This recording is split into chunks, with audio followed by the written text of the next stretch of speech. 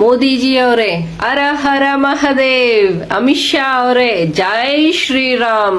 ನಾವು ಹಿಂದೂ ಹೆಣ್ಮಕ್ಳು ದಕ್ಷಿಣ ಕನ್ನಡ ಜಿಲ್ಲೆಯಿಂದ ಜೀವಂತವಾಗಿರೋರು ಕರಿತಾ ಇದ್ದೇವೆ. ಜೊತೆಗೆ ಅನನ್ಯ ಭಟ್, ಸೌಜನ್ಯ, ಹೀಗೆ ಹೆಣ್ಮಕ್ಳು ಇವತ್ತು ಮಣ್ಣಲ್ಲಿ ಮಣ್ಣಾಗಿರುವಂತವ್ರು ಕೂಡ ನಿಮ್ಮನ್ನ ಕೂಗಿ ಕೂಗಿ ಕರಿತಾ ಇದ್ದಾರೆ, ನ್ಯಾಯ ದೊರಕಿಸ್ಕೊಡಿ.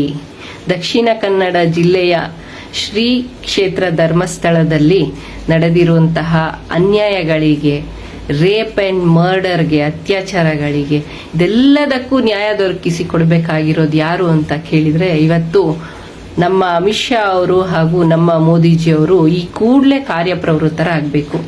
ಯಾಕೆ ಅಂತ ಕೇಳಿದ್ರೆ ಇಲ್ಲೇನು ನಡೀತಾನೆ ಇಲ್ಲ, ಒಂಚೂರು ಮುಂದೆ ಹೋಗ್ತಾ ಇಲ್ಲ. ಇಷ್ಟು ಸೋಷಿಯಲ್ ಮೀಡಿಯಾದಲ್ಲಿ, ಈವನ್ ನ್ಯಾಷನಲ್ ಚಾನೆಲ್ಸ್ ಅಲ್ಲಿ ಕೂಡ ಸುದ್ದಿ ಆಗಿದೆ.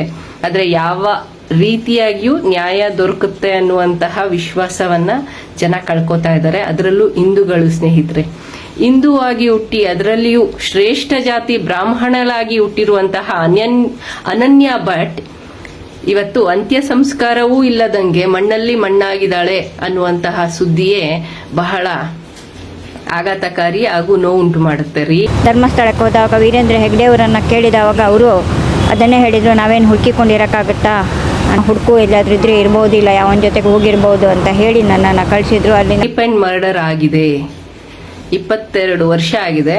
ಹಿಂದೂ ಆಗಿ ಹುಟ್ಟಿ ಹಿಂದೂ ಆಗಿ ಸಾಯಲಿಲ್ಲ ಹೆಣ್ಮಗಳು, ಹಿಂದೂ ಆಗಿ ಹುಟ್ಟಿ ಏನಾಗಿದ್ದಾಳೆ ಅಂತಲೇ ಗೊತ್ತಿಲ್ಲದೆ ಇರುವಂತಹ ಪರಿಸ್ಥಿತಿ. ಆ ವಯಸ್ಸಾದ ತಾಯಿ ಅನನ್ಯ ಭಟ್ಟಳ ತಾಯಿ ಇವತ್ತಿಗೂ ಅಲ್ಲಲ್ಲಿ ಓಡಾಡ್ತಾ ಇದ್ದಾರೆ ನ್ಯಾಯಕ್ಕಾಗಿ. ಇವತ್ತೊಂದು ವೈದ್ಯ ಆಗಿ ಈ ಸಮಾಜದಲ್ಲಿ ಸೇವೆ ಸಲ್ಲಿಸಬೇಕಾಗಿದ್ದಂತಹ ಅನನ್ಯ ಭಟ್ ಎಲ್ಲಿದ್ದಾಳೆ, ಹೇಗಿದ್ದಾಳೆ ಅನ್ನೋದು ಕೂಡ ಯಾರಿಗೂ ಗೊತ್ತಿಲ್ಲ. ಹಿಂದೂ ಆಗಿ ಹುಟ್ಟಿ ಹಿಂದೂ ಆಗಿ ಮಣ್ಣಾಗ್ಲಿಲ್ಲ ಸ್ನೇಹಿತರೆ. ನಾವು ಅರ್ಥ ಮಾಡ್ಕೋಬೇಕಾಗಿರೋದಿಷ್ಟೇ, ನಮ್ಮ ಮೋದಿಜಿ ಅವರು ಬರಬೇಕು. ಯಾಕೆಂದ್ರೆ ಹಿಂದೂಗಳ ಹೆಸರಲ್ಲಿ, ಹಿಂದೂ ಹೆಣ್ಣು ಮಕ್ಕಳ ರಕ್ಷಣೆ ಮಾಡ್ತೀವಿ ಅನ್ನೋ ಹೆಸರಲ್ಲಿ ನೀವಲ್ವೇ ಓಟ್ ಕೇಳಿ ಓಟ್ ತಕೊಂಡಿರೋದು. ಇವತ್ತು ನಿಮ್ಮಿಂದ ಮಾತ್ರ ಸಾಧ್ಯ ಇದೆ. ಈ ದೊಡ್ಡ ಕೆಲಸ ನೀವೇ ಮಾಡಬೇಕಾಗಿದೆ. ಅದೆಷ್ಟೋ ವರ್ಷಗಳಿಂದ ಹಿಂದೂ ಹೆಣ್ಮಕ್ಳು ನೀವಾದ್ರೂ ನ್ಯಾಯ ದೊರಕಿಸ್ಕೊಡ್ತೀರೇನೋ ಅಂತ ಇವತ್ತು ಮೂಳೆಗಳಾಗಿ, ಎಲುಬುಗಳಾಗಿ ಈ ಮಳೆಯಲ್ಲಿ ಕೊಚ್ಚಿ ಹೋಗ್ತಾ ಇದ್ದಾರೆ. ಅವರಿಗೆ ನ್ಯಾಯ ದೊರಕಿಸ್ಕೊಡ್ಲಿಕ್ಕೆ ನಮ್ಮ ಅಮಿತ್ ಶಾ, ಮೋದಿ ಅವರು ಈ ಕೂಡಲೇ ಕಾರ್ಯಪ್ರವೃತ್ತರಾಗಬೇಕು. ಈ ಜಿಲ್ಲೆಯ MP ಆಗಿರುವಂತಹ ಚೌಟರ್ ಅವರು ದಯವಿಟ್ಟು ಗಮನ ಹರಿಸಿ ಸರ್, ಗಮನ ಹರಿಸಿ. ಹಿಂದೂಗಳ ಹೆಸರಲ್ಲಿ ಓಟ್ ಹಾಕಿಸ್ಕೊಂಡಿದ್ದೀರಾ ಅಲ್ವಾ, ಕೇಳಿ, ದಯವಿಟ್ಟು ಕೇಳಿ. 1-2 ಮರ್ಡರ್ ಅಲ್ಲ ಸರ್, ನಿಮಗೆ ಗೊತ್ತಾಗ್ತಾ ಇದೆ, ಒಂದೊಂದೇ ಹೊರಗೆ ಬರ್ತಾ ಇದೆ. ಊತಿಟ್ಟವರು ಹೊರಗೆ ಬಂದಿದ್ದಾರೆ, ಹೋಗಿರುವಂತಹ ತಲೆಬುರುಡೆಗಳು ಹೊರಗೆ ಬರಬೇಕು, ನ್ಯಾಯ ದೊರಕಬೇಕು. ಕ್ಷೇತ್ರದಲ್ಲಿ ನ್ಯಾಯ ಇದೆ, ಧರ್ಮ ಇದೆ, ದೇವರಿದ್ದಾರೆ. ಅದಕ್ಕೆ ಈ ವಿಚಾರ ಇವತ್ತು ಜೀವಂತವಾಗಿದೆ. ಹಿಂದೂ ಆಗಿ ಹುಟ್ಟಿದ ಹೆಣ್ಮಕ್ಳಿಗೆ ಇವತ್ತು ಅವರ ಆತ್ಮಗಳಿಗೆ ಶಾಂತಿ ದೊರಕಬೇಕಾಗಿದೆ. ದಯವಿಟ್ಟು ನೀವೆಲ್ಲರೂ ಈ ಕೂಡಲೇ ಕಾರ್ಯಪ್ರವೃತ್ತರಾಗಿ ನ್ಯಾಯ ದೊರಕಿಸ್ಕೊಡಿ. ಯಾಕೆ ನಿಮ್ಮ ಕರ್ನಾಟಕ ಸರ್ಕಾರ ಮಾಡ್ತಾ ಇಲ್ವಾ ಅಂತ ನೀವು ಕೇಳಬಹುದು, ಕೇಳಬೇಕು ಕೂಡ. ಅವರಿಗೂ ನೀವೇ ಗೈಡೆನ್ಸ್ ಕೊಡಿ. ಯಾಕೆಂದ್ರೆ ಇವರು ಚಿಕ್ಕ ದನಿಗಳು, ನೀವು ದೊಡ್ಡ ದನಿಗಳು. ನೀವು ಇವ್ರ ಮೇಲೆ ಬೆರಳು ತೋರಿಸೋದು ಬೇಡ, ನೀವೇ ದೊಡ್ಡ ದನಿಗಳು. ಇಲ್ಲಿ ನಡೆದಿರುವಂತವರನ್ನ ದನಿಗಳು, ಚಿಕ್ಕ ದನಿಗಳು, ದೊಡ್ಡ ದನಿಗಳು ಅಂತೆಲ್ಲ ಏನೇನೋ ಅಡ್ರೆಸ್ ಮಾಡ್ತೀರಿ. ರೇಪಿಸ್ಟ್ ರೀ, ಅವನು ಯಾವ ದೊಡ್ಡ ಇದು ಅಲ್ಲ, ಆಗಿದ್ದಾಯ್ತು. ಒಳಗಡೆ ಹಾಕ್ರಿ. ನೀವು ದೊಡ್ಡ ದನಿಗಳು. ರಾಜ್ಯ ಸರ್ಕಾರ ಚಿಕ್ಕ ದನಿಗಳಾದ್ರೆ ಕೇಂದ್ರ ಸರ್ಕಾರ ದೊಡ್ಡ ದನಿಗಳು. ಬನ್ನಿ ಕಾರ್ಯಪ್ರವೃತ್ತರಾಗಿ. ಇದು ಭಾರತ ದೇಶದಲ್ಲೇ ಇರೋದು, ಅದರಲ್ಲಿಯೂ ಒಂದು ಧರ್ಮಕ್ಷೇತ್ರವಾಗಿದೆ. ಅದು ದೇವರಿದ್ದಾರೆ, ದೇವರಿರೋದಕ್ಕೇನೆ ಈ ಮಾತುಗಳು, ಈ ಚರ್ಚೆಗಳು ಇವತ್ತವರೆಗೂ ನಡೀತಾ ಇರೋದು ರೀ. ಒಬ್ಬ ಸಾಬ್ರ ಹುಡುಗ ಸಮೀರು ವಿಡಿಯೋ ಮಾಡ್ಬಿಟ್ಟು ವೈರಲ್ ಆಗ್ತಾ ಇದೆ. ಇವತ್ತು ಹಿಂದೂಗಳ ರಕ್ಷಣೆಗೆ ಸಾಬ್ರ ಹುಡುಗರು ಬೇಕಾಯ್ತಾ? ಹಿಂದೂಗಳು ಯಾರು ಇಲ್ವಾ ಇಲ್ಲಿ? ನಾಚಿಕೆ ಆಗ್ಬೇಕು ನಿಮ್ಗೆ. ಡೊಂಕ ಕತ್ಕೊಂಡು ನಿಂತ್ಕೋಬೇಕ್ರಿ.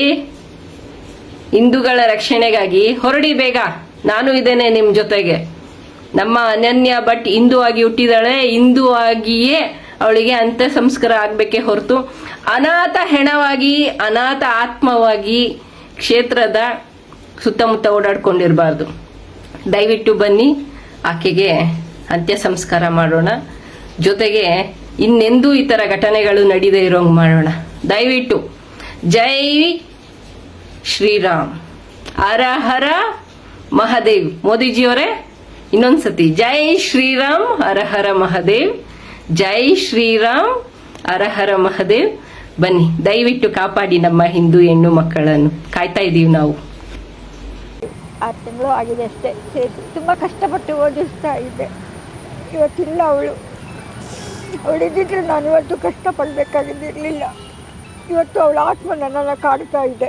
ಹಾಗಾಗಿ ಅವಳಿಗೊಂದು ಏನಾದರೂ ಒಂದು ಇದರಿಂದ ಸಿಕ್ಕಿದ್ರೆ, ಅವಳ ಆಸ್ತಿ ಸಿಕ್ಕಿದ್ರೆ ನನಗೆ ಪುಣ್ಯ ಬರುತ್ತೆ ಅಂತ ಹೇಳ್ಕೊಂಡು ನಾನು ಇವ್ರ ಹತ್ರ ಕೇಳಿದ್ದೀನಿ.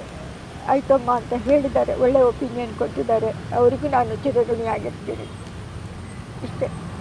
ಏನು ಭಯ ಇತ್ತು ಮೇಡಮ್ 2003ರಿಂದ ಈ ವಿಚಾರವನ್ನು? ನನಗೆ ಯಾರೂ ಸಪೋರ್ಟ್ ಇಲ್ಲ ಸರ್. ಅವರನ್ನು ಎದುರಿಸುವ ಶಕ್ತಿ ನನ್ನ ಹತ್ರ ಇಲ್ಲ. ಅವ್ರ ಹತ್ರ ದುಡ್ಡಿದೆ, ನನ್ನ ಹತ್ರ ಎದುರಿಸುವ ಶಕ್ತಿ ಇಲ್ಲ ಸರ್. ನನಗೆ ಅವರನ್ನು ಎದುರಿಸುವಂಥ ಶಕ್ತಿ ನನ್ನ ಹತ್ರ ಇಲ್ಲ. ನಾನು ಒಂಟಿಯಾಗಿ ಹೋರಾಟ ಮಾಡಬೇಕು. ನನ್ನ ಹತ್ರ ಯಾವ ಬಲನೂ ಇಲ್ಲ, ಯಾರೂ ಇಲ್ಲ. ಹಾಗೆ ನನ್ನದು ಪರೀಕ ಅಂತ ಇದೆ, ಮಣಿಪಾಲ್ ಪಡ್ಕಳದ ಹತ್ರ ಪರೀಕ ಅಂತ ಒಂದು ಊರಿದೆ. ಅಲ್ಲಿನೂ ನನ್ನ ಮನೆಯ ದೇವರನ್ನು, ಆಮೇಲೆ ಆಸ್ತಿಯನ್ನು ಎಲ್ಲ ತಗೊಂಡಿದ್ದಾರೆ ಅವರೇ. ಧರ್ಮಸ್ಥಳ ಹೆಗ್ಡೆಯವರು ತಗೊಂಡಿದ್ದಾರೆ. ನನ್ನ ತಂದೆಯ ಆಸ್ತಿ, ಅದು ಪಿತ್ರಾರ್ಜಿತ ಆಸ್ತಿ. ಅದನ್ನು ನನ್ನ ಸೈನೂ ಇಲ್ಲದೆ ಅದನ್ನು ಪರ್ಚೇಸ್ ಮಾಡಿಕೊಂಡಿದ್ದಾರೆ. ಅದು ನನ್ನ ಒಂದು ಭಾಗ ಆಗಿತ್ತು. ಅದು ಇಲ್ಲ ಇವಾಗ. ನನಗೆ ಯಾರೂ ಇಲ್ಲ ಸರ್. ದಯವಿಟ್ಟು ಮೇಡಮ್, ಇದು 2003ರ ಘಟನೆ. ಮೂರರಲ್ಲಿ ಮಗಳು ಮಿಸ್ಸಿಂಗ್ ಆಗಿರೋದು. ಧರ್ಮಸ್ಥಳದಲ್ಲೇ ಮಿಸ್ ಆಗಿದೆ. ನನ್ನ ಮಗಳು ದೇವಸ್ಥಾನಕ್ಕೆ ಅಂತ ಹೋದವಾಗ ಕಾಣೆಯಾಗಿದ್ಲು. 2003 ನಾನು ಕೋಲ್ಕತ್ತಾದಲ್ಲಿ ಡ್ಯೂಟಿಯಲ್ಲಿದ್ದೆ. ಅಲ್ಲಿಂದ ವಾಪಸ್ ಬರಬೇಕಾಗಿದ್ದರೆ 2 ಡೇಸ್ ಆಗಿತ್ತು. ಅಲ್ಲಿಂದ ಬಂದ ಮೇಲೆ ಅವಳನ್ನು ಹುಡುಕಿದವಾಗ ಅವಳು ಸಿಗಲಿಲ್ಲ. ಹಾಗಾಗಿ ಅವಳನ್ನು ಕೇಳಿದೆ ನಾನು. ಬೆಳ್ತಂಗಡಿ ಸ್ಟೇಷನ್ಗೆ ಹೋಗಿ ಕೇಳಿದವಾಗ ಅವರು ಹೇಳಿದರು ಮಿಸ್ಸಿಂಗ್ ಆಗಿದ್ದಾಳೆ ಅಂತ. ಕೇಳಿದವಾಗ ಆವಾಗ ಧರ್ಮಸ್ಥಳ ಸ್ಟೇಷನ್ ಇರಲಿಲ್ಲ, ಬೆಳ್ತಂಗಡಿ ಸ್ಟೇಷನ್ ಇದ್ದಿದ್ದು. ಆವಾಗ ಕೇಳಿದವಾಗ ಹೇಳಿದರು, ನಮಗೇನು ಮಿಸ್ಸಿಂಗ್ ಆಗಿದ್ದರೆ ನೀವು ಹೋಗಮ್ಮ, ಯಾವನ ಜೊತೆಗೆ ಹೋಗಿರ್ಬೋದು, ಹುಡ್ಕಮ್ಮ, ನಮಗೇನು ಅದೇ ಕೆಲಸನಾ ಅಂತ ಹೇಳಿ, ನಮಗೇನು ಬೇರೆ ಕೆಲಸ ಇಲ್ವಾ ಅಂತ ಹೇಳಿ ಸ್ವಲ್ಪ ಇದರಿಂದ ನನ್ನನ್ನು ಕಳಿಸಿದ್ರು. ಅಲ್ಲಿಂದ ವಾಪಸ್ ನಾನು ಧರ್ಮಸ್ಥಳಕ್ಕೆ ಹೋದಾಗ ವೀರೇಂದ್ರ ಹೆಗ್ಡೆಯವರನ್ನು ಕೇಳಿದವಾಗ ಅವರು ಅದನ್ನೇ ಹೇಳಿದರು, ನಾವೇನು ಹುಡುಕಿಕೊಂಡಿರೋಕ್ಕಾಗುತ್ತಾ ಅಂತ ಹೇಳಿದರು. ಹೋಗಮ್ಮ, ಹುಡುಕು, ಎಲ್ಲಾದ್ರೂ ಇದ್ದರೆ ಇರ್ಬೋದು, ಇಲ್ಲ ಯಾವನ ಜೊತೆಗೆ ಹೋಗಿರ್ಬೋದು ಅಂತ ಹೇಳಿ ನನ್ನನ್ನು ಕಳಿಸಿದ್ರು. ಅಲ್ಲಿಂದ ವಾಪಸ್ ಕಳಿಸಿದವಾಗ ನಾನು ಹೊರಗಡೆ ಬಂದು ಕುಳಿತುಕೊಂಡಿದ್ದವಾಗ ಯಾರೋ 4 ಜನ ಬಂದ್ಕೊಂಡು ನನ್ನನ್ನು ಹೇಳ್ಕೊಂಡು, ನಾನು ನೋಡಿದ್ದೀವಿ, ಬನ್ನಿ ಇಲ್ಲಿ ಕರ್ಕೊಂಡು ಹೋಗ್ತೀನಿ ಅಂತ ಹೇಳಿ ಕರ್ಕೊಂಡು ಹೋಗಿ 4 ಜನ ಕರ್ಕೊಂಡು ಹೋಗಿ ರೂಮ್ ಒಳಗಡೆ ಕೂಡ ಹಾಕಿಬಿಟ್ಟು ಅಲ್ಲಿಂದ ನಾನು ಬೆಳಿಗ್ಗೆ 5-5:30 ಅಷ್ಟೊತ್ತಿಗೆ ಹೊರಗಡೆ ಕರ್ಕೊಂಡು ಬಂದು ಪ್ಲೇಸಲ್ಲಿ ಬಿಟ್ಟು ತಲೆಗೊಂದು ಹೊಡೆದಿದ್ದಾರೆ. ಇಲ್ಲಿ ಮಾರ್ಕ್ ಇದೆ. ಆಮೇಲೆ ಕೈಯಲ್ಲಿನೂ ಮಾರ್ಕ್ಗಳಿದ್ದಾವೆ, ಕಟ್ಟಿ ಹಾಕಿರುವಂಥದ್ದು. 2 ಕೈಯಲ್ಲೂ ಮಾರ್ಕ್ ಇದೆ. ಕೈ ಬೆಂಡಾಗಿದೆ. ಈ ಕೈ ನೋಡಿ ಬೇಕಾಗಿದೆ. ಯಾರು ಹೊಡೆದಿದ್ರು?